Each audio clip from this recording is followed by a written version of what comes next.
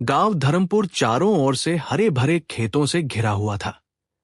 मिट्टी की खुशबू, सुबह की ठंडी हवा और लोगों की सादगी इसे बेहद खास बनाती थी। लेकिन इस शांत दिखने वाले गांव में डर की एक अदृश्य परत भी फैली हुई थी। सरपंच रामबीर और उसका बेटा विक्रम। रामबीर कई सालों से सरपंच था और अपने प्रभाव के चलते गांव की ज्यादातर बातें वही तय करता था।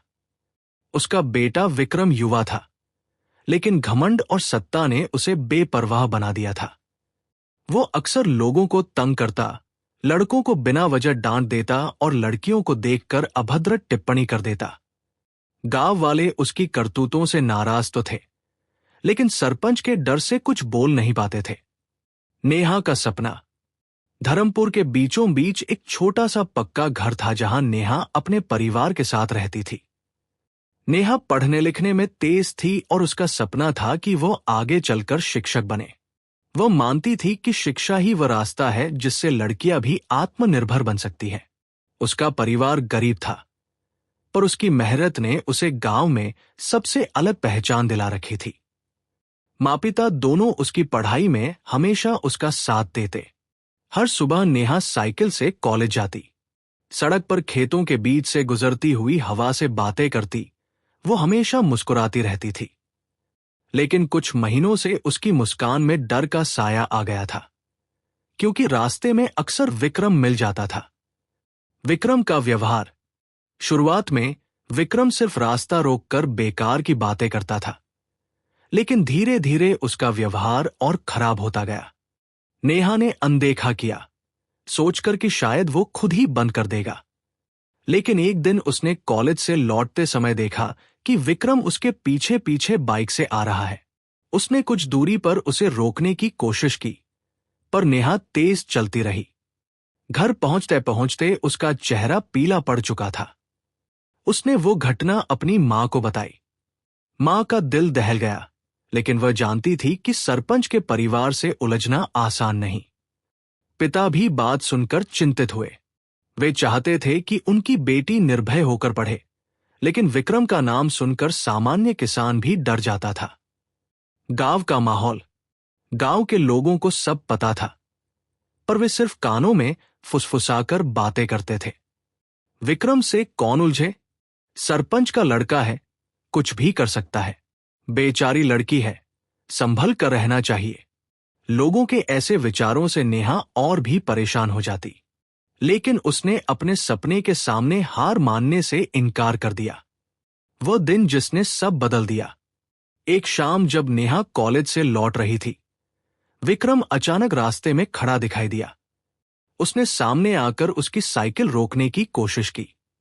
नेहा ने तुरंत साइकिल मोड़ी और जोर से चिल्लाई, मदद! कोई है?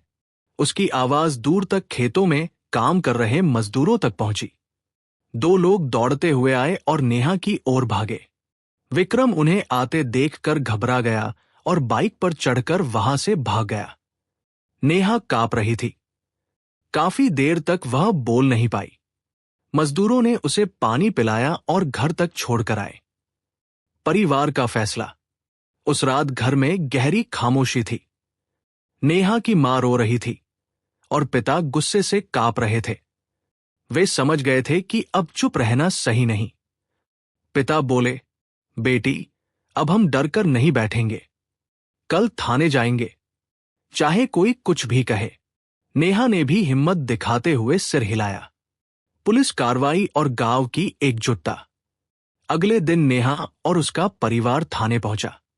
थानेदार ने शुरू में हल्के अंदाज में बात करनी चाहिए, लेकिन जब उसने नेहा की स्थिति देखी और गांव के दो किसानों ने गवाही देने की बात कही, तो वो मामले की गंभीरता समझ गया। शिकायत दर्ज हुई। ये खबर गांव में आग की तरह फैल गई। जो लोग अब तक डरकर चुप थे, वे धीरे धीरे बोलने लगे। कुछ महिलाओं ने बताया कि विक्रम ने उनके साथ भी बदतमीजी की थी। कुछ पुरुषों ने कहा कि वे बरसों से उसके डर में जी रहे थे। गांव में माहौल बदलने लगा। लोग पहली बार सरपंच की सत्ता के खिलाफ आवाज उठा रहे थे। विक्रम पर कार्रवाई।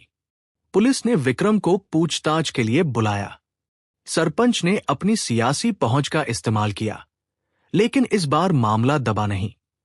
गांव वालों की एकता, नेहा का साहस और गवाहों की सच्चाई ने पुलिस को मजबूती दी। जांच आगे बढ़ती गई और विक्रम को हिरासत में लिया गया। सरपंच का घमंड टूटने लगा। पहली बार उसे एहसास हुआ कि सत्ता हमेशा के लिए नहीं होती। गांव में बदलाव। विक्रम की गिरफ्तारी ने गांव की सोच बदल दी। लड़कियां पहली बार बेझिझक स्कूल और कॉलेज जाने लगी। मां अपनी बेटियों को यह कहने लगी, डर मत, गलत के खिलाफ बोलना सीखो। नेहा अब सिर्फ एक लड़की नहीं रही, बल्कि साहस की आवाज बन गई। नेहा का नया सफर। नेहा ने अपनी पढ़ाई जारी रखी। साथ ही उसने गांव की महिलाओं और लड़कियों के लिए एक छोटा सा समूह बनाया, जिसमें वह उन्हें उनके अधिकारों, सुरक्षा और आत्मविश्वास के बारे में बताती थी। वह कहती, हमें चुप रहकर गलत को मजबूत नहीं बनने देना चाहिए। सच और हिम्मत कभी बेकार नहीं जाते। कुछ महीनों बाद जब उसने कॉलेज से सम्मान के साथ परीक्षा पास की, तो पूरा गांव उसके घर के बाहर इकट्ठा हुआ। सबने एक स्वर में कहा, नेहा, तुमने हम सबको हिम्मत दी है।